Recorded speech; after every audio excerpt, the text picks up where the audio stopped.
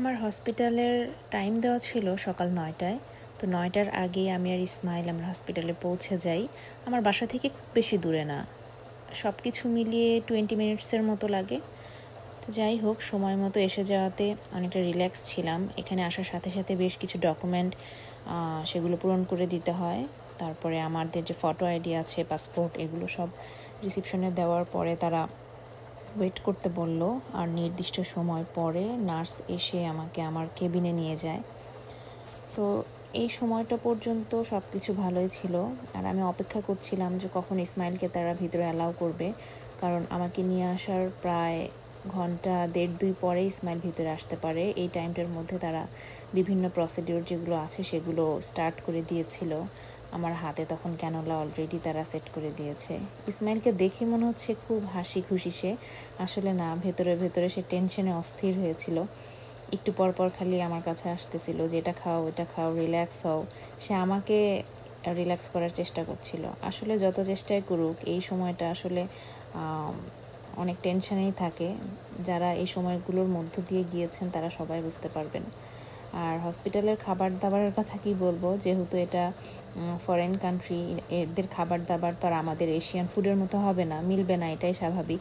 যা খাবার দিত সবই খুব হালকা মশলার, আর একদমই আধা সেদ্ধ, কোনো রকম লবণ আছে কি নাই এই একটা অবস্থা। তা আমি আবার মিষ্টি খেতে খুব পছন্দ করি। তো ওরা এখানে একটা চকলেট পুডিং দিয়েছিল, এটা দেখে মনটা খুব খুশি হয়ে গিয়েছে।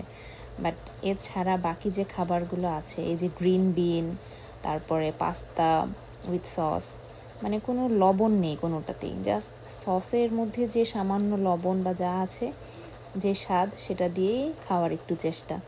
আমি ইসমাইলকে বলেছিলাম যে তুমি বাহিরে যে হালাল ফুড কোথায় আছে দেখে নিয়ে আসো, বাট ওয়াকিং ডিস্টেন্সের মধ্যে হালাল ফুড নাই, অনেক দূরে।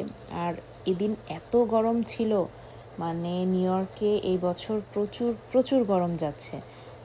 প্রায় মানে আমি যে হসপিটালে আসলাম তার আগের রাতেও আমাদের এরিয়াতে ঠিক না, আমাদের পাশের এরিয়াতে প্রায় 150 বাড়িতে রাতে কারেন্ট ছিল না। চিন্তা করা যায়, আমেরিকার মতো জায়গায় বাড়িতে কারেন্ট নাই, লোড টানতে পারতেছে না, এত গরম পড়ছিল। তো যাই হোক, অগত্যা খাবার না পেয়ে আমাকে এই সব খাবারই খেতে হয়েছে। তখন প্রচণ্ড ক্ষুধাতে এই খাবারও মজা লাগতে শুরু করছে। আমি যেটা খাচ্ছিলাম এটা হচ্ছে একটা স্যুপ, এটা ভেজিটেবল গার্ডেন স্যুপ, ভেজিটেবল দিয়ে করা। যাই হোক, মোটামুটি একটু লবণ ছিল তাই খাওয়া গেছে। আর পরে বলতেছিলাম যেগুলো সব খাবার ডিসকার্ড করে দাও, কিছুই খেতে পারবো না, কোনোটাই শেষ করা সম্ভব না। বাট এই চকলেট পুডিংটা আমার বেশ ভালো লেগেছিল। সো এটাই আমি খেয়ে অপেক্ষা করছিলাম যে ডক্টর কখন আসবে বা নেক্সট কি তারা করবে। প্রায় 2 দিন আসলে আমি লেবার পেইন সহ্য করি। এপিডুরাল নেওয়ার পরেও আমার প্রচণ্ড পেইন উঠে গিয়েছিল। পরে যখন আর নর্মালে বেবি হলো না, তখন আলটিমেটলি সি সেকশনে যেতে হয়েছে। তো এর মধ্যে লং টাইম গিয়েছে। আমি এত অসুস্থ ছিলাম, ওই টাইমে আসলে শ্যুট করার মতো সিচুয়েশনে কেউ ছিলাম না, দ্যাটস ওয়াই সেগুলো আসলে দেখানো যাচ্ছে না। আসলে দীর্ঘ 8 বছর পরে আমি এবং ইসমাইল আমরা আসলে প্যারেন্টস হতে পেরেছি। এটা আল্লাহর তরফ থেকে রহমত আমাদের জন্য। সবাই আমাদের বেবির জন্য দোয়া করবেন। বেবি এখন সুস্থ আছে আলহামদুলিল্লাহ। বেবির জন্ডিস হয়েছিল, যার জন্য তাকে বেশ কয়েকদিন, প্রায় 3 দিনের উপরে ফটোথেরাপিতে রাখতে হয়েছে। এভাবে তার চোখটা পুরো বাঁধা ছিল যেন লাইটে কোনো ক্ষতি না হয়। আর এছাড়া সব কিছুই ঠিক ছিল। আর ইসমাইল তো অনেক খুশি, অনেক হ্যাপি, বাট বেচারার অনেক কষ্ট হয়েছে। আমার সি সেকশন হওয়ার কারণে সেভাবে বেবি টেক কেয়ার করতে পারছিলাম না।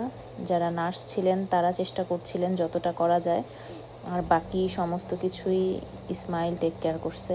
আর এই যে আবারও সে খাবার চলে এসেছে, বাট দুঃখের বিষয় এই খাবারগুলো কোনোটাই শেষ করা যায় না, খুব বেশি খাবার খাওয়াও যায় না। আর আমার রুম থেকে বসে বাহিরের এই ভিউটা দেখতে এত ভালো লাগছিল, তাই ছোট্ট একটা ভিডিও করে রেখেছিলাম। আর বেবিকে যখন এরকম ফটোথেরাপিতে রাখা হয়, বেবিরা তো বডি ডিহাইড্রেট হয়ে যায়, তখন খুব ঘন ঘন ওদেরকে খাবার খাওয়াতে হয়। আর যত বেশি বেবি খাবার খাবে, পিপি করবে, তত বেশি তাদের বিলিরুবিনটা কমে যাবে। রেঞ্জ কমে গেলে বেবি তখন সুস্থ হয়ে যাবে। আর আমার যেহেতু ছেলে বেবি হয়েছে, সো আমরা যেদিন চলে আসি সেদিন ওর সার্কামসিশনটা কমপ্লিট হয়ে যায়।